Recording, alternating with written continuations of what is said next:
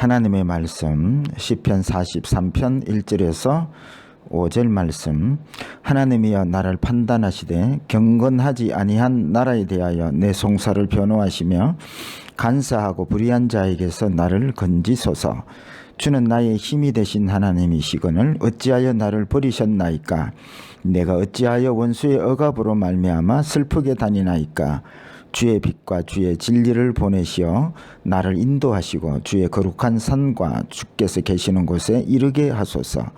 그런즉 내가 하나님의 제단에 나아가 나의 큰 기쁨의 하나님께 이르리이다. 하나님이여 나의 하나님이여 내가 수금으로 주를 찬양하리이다. 내 영혼아 내가 어찌하여 낙심하며 어찌하여 내 속에서 불안해하는가. 너는 하나님께 소망을 두라. 그가 나타나 도우심으로 말미암아 내 하나님을 여전히 찬송하리로다. 아멘. 할렐루야. 반석 성도 여러분, 지난 한 주간 주님과 동행하며 또 주님 주시는 놀라운 축복 가운데 사셨습니까? 그렇지 못하다면 오늘 예배 가운데 꼭 하나님 만나셔서 부족함이 없이 인도하시는 그 하나님을 만나는 행복한 예배가 되었으면 좋겠습니다. 저는 개인적으로 신앙하는 사람들의 목표가 있다고 생각이 됩니다. 첫 번째 목표는 믿음의 결국은 영원히 구원받음이라, 구원받을 수 있는 믿음 생활을 하셔야 된다는 것이고요. 두 번째, 이 땅에 살아가는 동안 부족함이 없는 신앙생활을 하셔야 되고 그런 축복을 누려야 된다고, 그것이 목표라고 생각을 합니다. 물론 TV나 이런 데 보면 세상 사람들도 야 행복해요, 부족함이 없어, 이런 분들이 있습니다. 근데 그들의 가정에 친척 중에 한 사람이, 또 가족 중에 한 사람이 돌아가시거나 또 암에 걸려서 죽게 되었거나 교통사고가 나거나 사업이 망하거나 이러면 그 행복하다는 그 사람이 어느 날 보면 형편없는 그런 모양으로 나타날 경우가 참 많더라고요. 그런데 예수 믿는 사람들은 부족함이 없다는 것은 누가 가족 중에 한 사람이 돌아가든지 사업이 부도를 맞든지 어떤 형편에서도 변함없이 부족함이 없음을 노래하고 그렇게 사는 것이 진짜 예수를 잘 믿는 것이고요. 우리 올해 여러분 반석교회 성도들이 이때까지 부족함을 많이 경험하고 신앙을 하셨다면 그거 잘못 믿는 것입니다. 그래서 올해는 한 해 동안 정말 어떤 삶 속에서도 부족함이 없는 그러한 행복한 삶을 살았으면 좋겠다. 오늘 그래서 말씀을 끝까지 잘 들었으면 좋겠다 생각이 됩니다. 신앙생활을 하면서 늘 부족함을 느끼는 사람들의 특징들이 있더라고요. 첫째, 하나님을 만나는 믿음이 아니라 자기 노력으로 믿는 신앙생활을 하는 사람이더라고요. 두 번째는 사는 곳이 하늘나라가 아니고 세상 나라를 예수 믿어도 여전히 살더라고요. 세 번째로는 영으로 살지 않고 육으로 살더라고요. 여기서 영은 하나님의 말씀으로 사는 것인데 말씀이 곧 하나님이시니, 그래서 말씀으로 사는 것이 영으로 사는 거고요. 육으로 사는 것은 사람의 생각, 육신의 생각으로 사는 것입니다. 이렇게 신앙하는 사람들의 특징은 늘 예수를 믿어도 늘 부족함을 느끼는 삶을 살게 되는 것이죠. 그런데 날마다 하나님을 만나고 살고 하나님 나라를 살고 영으로 살면 그 신앙은 부족함이 없는, 후회함이 없는 그러한 삶을 살게 되는 것입니다. 올해는 꼭 부족함이 없는 그러한 한 해를 살았으면 좋겠다. 말씀을 준비하면서 그렇게 생각을 해 보았습니다. 오늘 본문의 시인은 하나님을 믿는다고 믿었는데 도중에 하나님께서 자기를 버리는 것 같고 또 원수들의 핍박을 받는 것 같은 환경 속에서 잠시 하나님을 의심하고 혼란스러워하다가 결국은 하나님이 자기를 주님 계신 곳에 이끄시고 그곳에서 부족함이 없는 놀라운 세계를 경험하고 우리들에게 그 세계를 간증하고 있는 것입니다. 사실은 이 시인이 경험한 세계를 다윗도 경험했고 바울도 경험했고 제자들도 경험한 세계인 것입니다. 그래서 올해는 교회만 그냥 왔다 갔다 다니지 마시고 이 부족함이 없는 세계를 경험할 수 있도록 신앙생활을 제대로 했으면 좋겠습니다. 그래서 제목을 잡았습니다. 신앙은 부족함이 없이 사는 것이라는 제목으로 은혜를 나누려고 합니다. 그렇다면 이 시인은 어떻게 해서 부족함이 없는 그러한 세계를 살게 되었을까요? 첫 번째입니다. 하나님의 판단 앞에 살아야 한다는 것입니다. 1절을 보시겠습니다. 하나님이여 나를 판단하시되 경건하지 아니한 나라에 대하여 내 송사를 변호하시며 간사하고 불의한 자에게서 나를 건지소서 말씀하고 있습니다. 무슨 말이냐면 이 시인은 사람의 판단으로 살지 않고 하나님의 판단으로 살았다는 말씀이지요. 이것이 부족함이 없이 사는 첫 번째 비결입니다. 세상 사람들은 사람 판단으로 삽니다. 심지어 예수 믿는 사람들도 사람의 판단으로 삽니다. 좋은 학교 나왔냐, 사업에 성공했냐, 그 사람이 얼마나 좋은 일을 많이 했냐, 구제하고 선행하고 율법을 잘 지켰냐, 이렇게 사람 판단으로 사는 것입니다. 여러분, 사람의 판단으로 이 정도 살면 여러분 잘 사는 것이 아니겠습니까? 그런데 오늘 본문 1절에는 경건치 아니하는 나라, 간사하고 불의한 자, 이렇게 사람 판단으로 사는 사람들을 말씀하고 있는 것입니다. 이렇게 사는 사람들의 특징이 있는데 만족이 없습니다. 이렇게 사람의 판단으로 산 모델이 바로 바리새인들입니다. 이 바리새인들은 정말 열심히 살았습니다. 헌금생활, 말씀생활, 기도생활, 안식일을 거룩히 지키고 또 심지어 안식일에 나무를 하는 사람들은 돌로 쳐 죽일 정도로 철저히 율법을 지킨 사람들이었습니다. 그래서 자기들 생각은 참 바른 신앙생활을 한다고 사람의 판단으로 그렇게 자기의 행위를 어로 삼고 사는 사람들이었습니다. 그런데 성경은 오늘 말씀에는 이렇게 사람의 판단으로 신앙하는 사람들의 세계가 바로 경건치 아니하는 나라요, 또 개인적으로는 간사하고 불의한 자라고 말씀하고 있는 것입니다. 그래서 사람의 판단으로 살면 늘 비교하고 살기 때문에 부족함이 없는 그런 신앙생활을 할 수가 없는 것입니다. 사람 판단으로 신앙하면 율법을 잘 지킬 때는 교만하게 되고요, 또 율법을 지키지 않을 때는 죄책감에 시달리는데, 그래서 사람의 판단으로 사는 이 방법으로는 참 만족이 없습니다, 여러분. 근데 부족함이 없는 삶을 사는 사람들은 오히려 사람의 판단으로 살지 않고 하나님의 판단으로 삽니다. 우리가 생각할 때에 하나님의 판단으로 산다면 얼마나 힘들고 어렵겠느냐. 그런데 여러분, 오늘 이 시인은 하나님의 판단 앞에 살았다고 그렇게 부족함이 없는 삶의 비결을 우리에게 말씀하고 있습니다.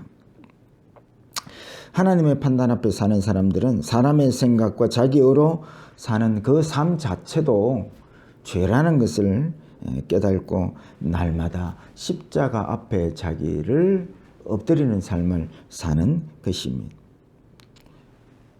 늘 이 하마르티아, 기도 생활, 예배 생활마저도 자기 유익이 되면 하고 안 하면 안 하고, 이것마저도 하나님을 향한 목표가 아니고 자기를 향한 목표이기 때문에 이 예배 생활을 자기 유익을 위해서 하는 것마저도 죄된 삶이라 깨닫고 늘 십자가 앞에 엎드리고 그 옛사람을 십자가에 날마다 못 박는 삶을 사는 것이 하나님의 판단으로 사는 사람의 삶의 특징입니다.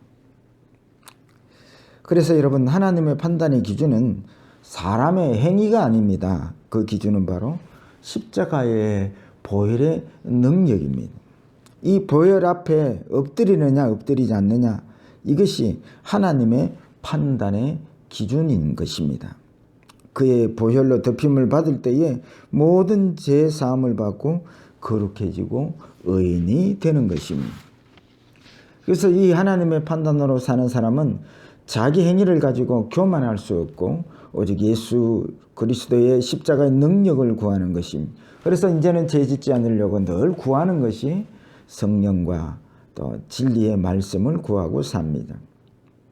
그리고 날마다 자기 위주로 살려고 하는 이 하마르티아 목표가 벗어난 이 죄짓는 생각을 하는 육신의 정욕의 사람을 날마다 십자가에 못 박습니다. 그래서 여러분, 사도 바울도 나는 날마다 죽노라 이렇게 신앙을 고백하는 것입니다. 모두 다 하나님의 판단으로 사는 사람들의 삶의 특징인 것입니다. 그래서 여러분, 하나님의 판단으로 사는 사람은 삶, 이것이 바로 여러분 부족함이 없는 삶을 사는 여러분 출발점입니다.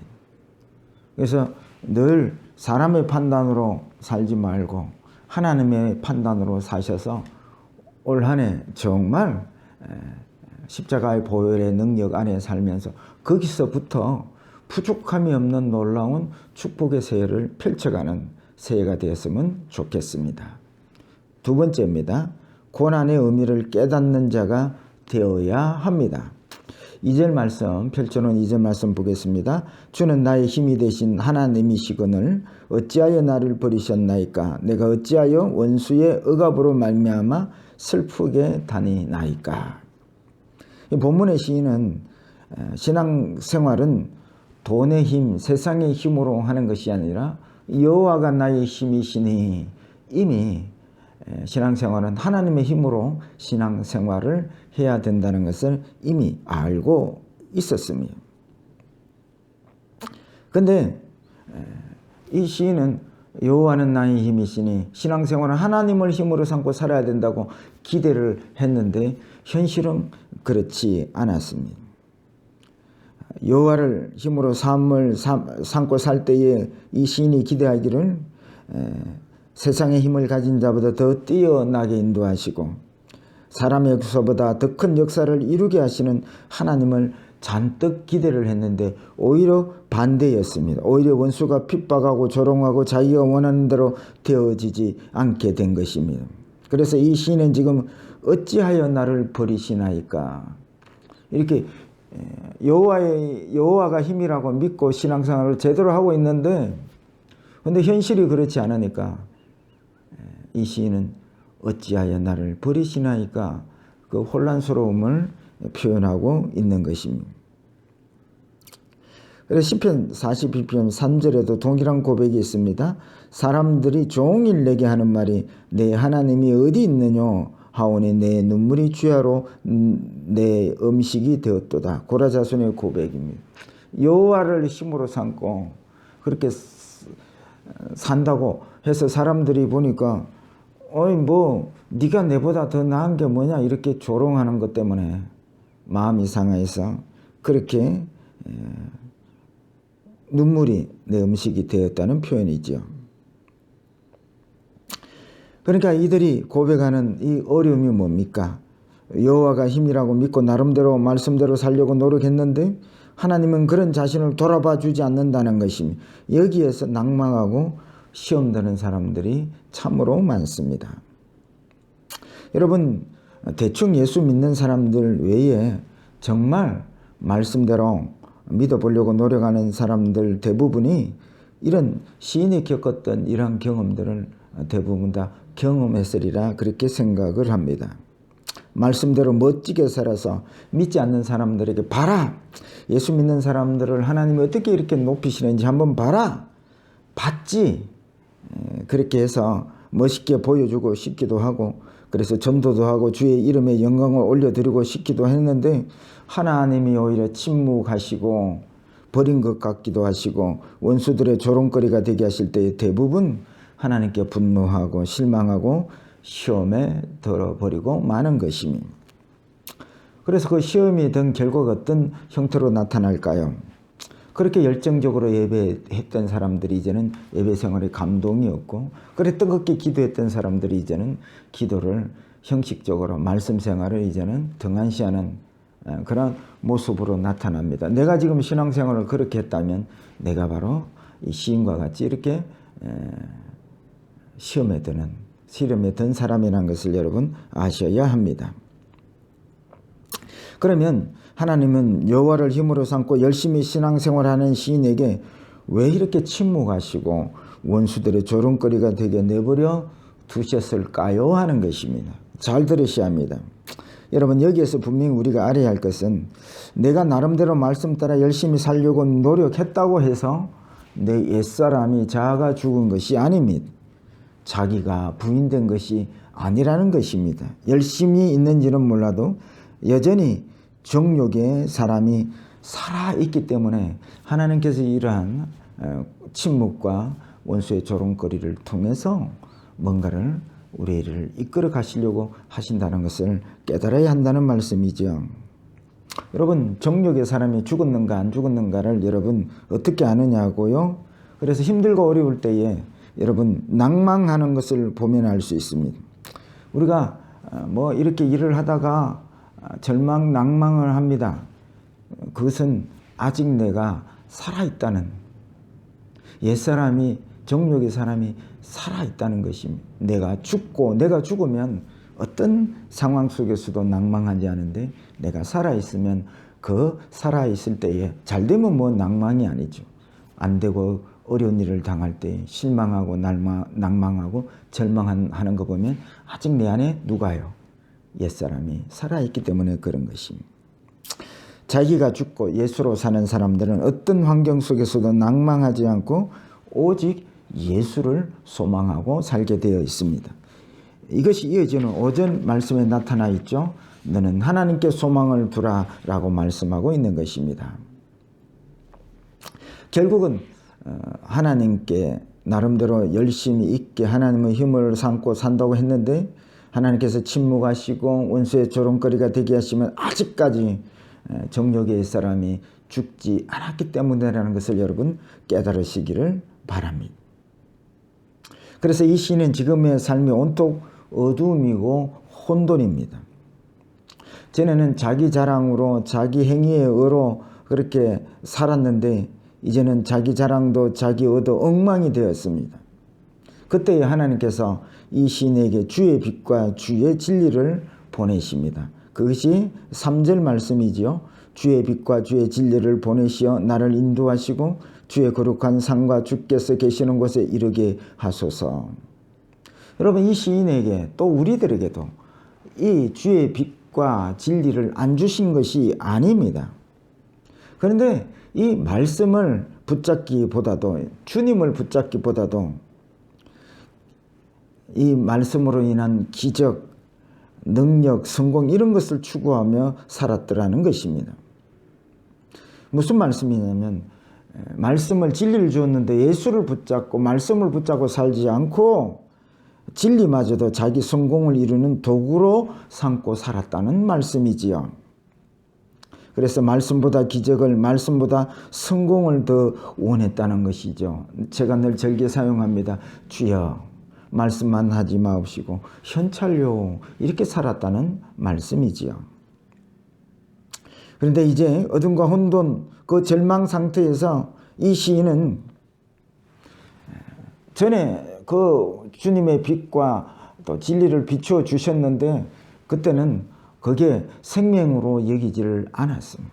그런데 이제는 혼돈하고 온통 어두움 가운데 빛을 보내주시고 말씀을 주실 때 이제는 그 빛과 그 말씀이 옛날에 느꼈던 그 강도와 이제 다른 것입니다. 옛날에는 그냥 단지 이 정욕의 사람이 필요한데 성공시키는 데 주시는 말씀으로 정도 여겼다면 이제는 그 주님과 그 주님의 말씀을 생명으로 여기게 되더라는 말씀이지요. 그래서 이제 그 빛과 진리를 따라 갔더니 3절 하반절에 주의 거룩한 상과 주께서 계시는 곳에 이르게 하소서. 그래서 이제는 예수 붙들고 말씀 붙들고 쫓아갔더니 하나님께서 어디로 인도해 주셨냐면 주의 거룩한 상과 주께서 계시는 곳에 이르게 되었다는 것입니다. 그리고 그 주 안에 살아본 결과가 4절 말씀입니다. 4절에 그런즉 내가 하나님의 제단에 나아가 나의 큰 기쁨에 하나님께 이르리이다 하나님이여 나의 하나님이여 내가 수금으로 주를 찬양하리이다. 이제 빛과 진리를 쫓아서 갔더니 하나님께서 거룩한 곳으로 주님 안으로 주님 품으로 인도해 주셨고 그 주님의 품에 이르렀더니 하나님께서 크고 놀라운 기쁨을 주시고 부족함이 없는 놀라운 세계를 경험하고 하나님을 찬양하게 되었더라는 신앙 고백을 하고 있는 것입니다. 그래서 여러분 이 크고 놀라운 게 뭘까요? 이것도 사람 입장에서 막 성공 1등 이런 것이 아닙니다. 이 크고 놀라운 것은 이제는 제3을 받은 우리가 하나님의 그 크신 놀라운 세계, 그 영광의 세계를 들어가게 되고 그것을 누리게 되는 이 부족함이 없는 시인 다윗이 고백하듯이 여호와는 나의 목자시니 내게 부족함이 없으리로다. 이 놀라운 세계를 경험하고 이렇게 찬양을 하게 되더라는 신앙 간증이지요. 그래서 이 고난과 원수의 핍박이 자기를 부인하고 성령과 진리를 붙잡게 하고 이로 인해서 주님 계신 곳 거룩한 곳에 거함으로 부족함이 없는 삶을 살게 하는 하나님의 인도하심을 깨닫는 그러한 신앙이 되기를 축복합니다. 세 번째입니다. 주께 소망을 두고 살아야 합니다. 5절 말씀 읽겠습니다. 내 영혼아 내가 어찌하여 낙심하며 어찌하여 내 속에서 불안해하는가. 너는 하나님께 소망을 두라. 그가 나타나 도우심으로 말미암아 내 하나님을 여전히 찬송하리로다. 드디어 시인이 깨달았습니다. 아니 내 딴에는 하나님의 말씀대로 살고 여호와를 힘으로 삼고 살고 그렇게 살았는데 결국은 그 모든 열심이 자기 유익을 위한 것이라는 것을 깨닫고 이런 자가 죽고 예수를 소망으로 살기 시작할 때에 주님께서는 이제는 그때부터 비로소 도우기 시작했다라는 신앙 간증이지요. 그래서 이 시인은 이제는 세상이 무너져 내려도 이제는 하나님만을 소망하고 사니 돈이 없어도 사람들이 조롱해도 하나님이 함께 하시니 여전히 찬송할 수 있고 부족함이 없는 삶을 살게 되었음을 우리에게 고백을 하는 것입니다. 그래서 여러분 데살로니가전서 5장 16절 18절 항상 기뻐하라 범사에 감사하라 이것이 그리스도 예수 안에서 너희를 향한 하나님의 뜻이니라. 이 말씀이 이루어지는 것을 오늘 본문에서 말씀으로 증거를 하고 있는 것입니다. 항상 기뻐하고 범사에 감사하고 어떻게 할 수 있을까? 저는 상당히 데살로니가전서 5장 16절 18절 말씀을 접할 때마다 고민이었습니다. 항상 기뻐하고 범사에 감사하고. 그런데 오늘 본문 말씀을 시인이 어떻게 부족함이 없는 삶을 사는가를 그 비결을 깨닫고 난 다음에는 정말 항상 기뻐하고 어떤 일에서도 범사에 감사할 수 있겠구나. 그래서 이렇게 하나님의 뜻이 이루어지는 삶을 우리가 살아야 되고 이 부족함이 없는 삶의 목표가 이루어지는 새해의 삶이 되었으면 좋겠다 생각을 해 보았습니다. 신앙생활은 세상 나라에서 잘 사는 것이 아닙니다. 자기를 부인하고 주님 안에 거하는 삶을 사는 것입니다. 여기에 부족함이 없는 삶을 살게 되는 줄 믿으시기를 축복합니다. 말씀을 맺고자 합니다. 내 신앙생활에 만족이 없습니까? 그렇다면 지금 나는 신앙생활을 잘하고 있는 것이 아닙니다. 이제부터는 사람의 판단으로 살지 마시고 하나님의 판단으로 사십시오. 신앙은 낭망할 수밖에 없는 자기로 살지 말고 낭망하지 않는 예수로 소망하고 사십시오. 그때 우리는 날마다 주님을 만나고 주님 안에 부족함이 없는 삶을 살게 될 것입니다. 새해는 이 시인이 경험하고 다윗이 경험한 부족함이 없는 그런 세계를 사시는 행복한 한 해가 되시기를 주의 이름으로 축복합니다.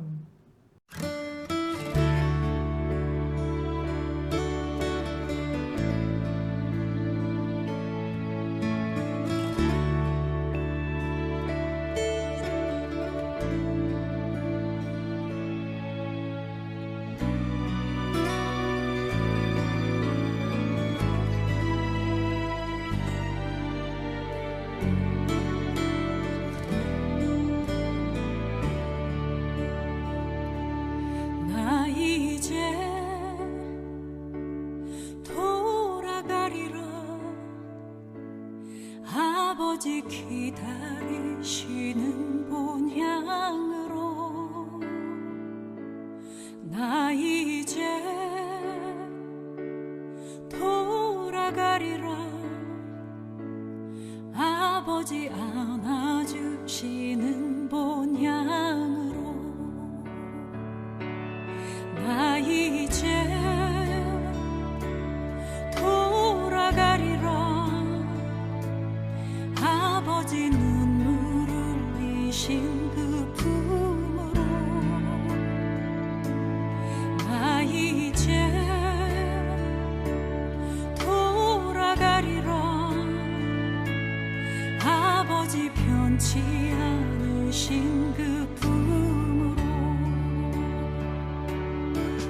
나의 어리석음 지난 날을 이제 가슴 치며 회개하오니. 나의 모든 죄를 용서하시고 그 사랑으로 감싸주소서.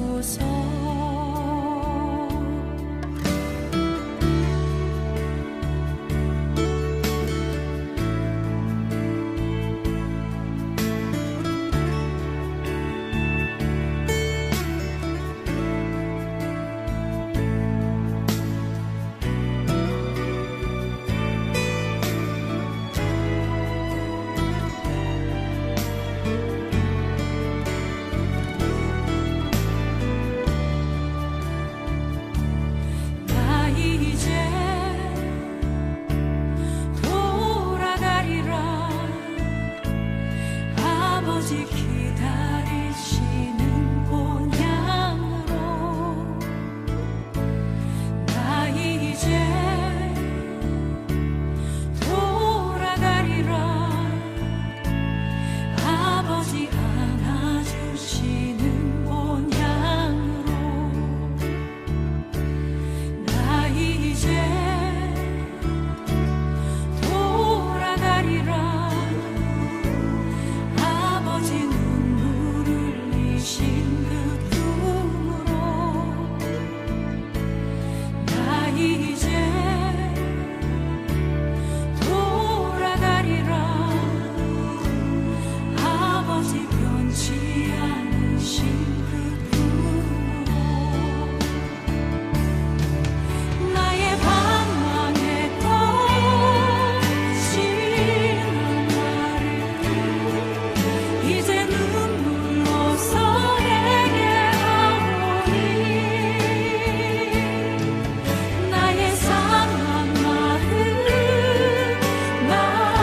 만져주시고 그 사랑으로 감싸주소서. 나의 방황했던 지난 날을 이제 눈물로써 회개하오니. 나의 상한 마음 만져주시고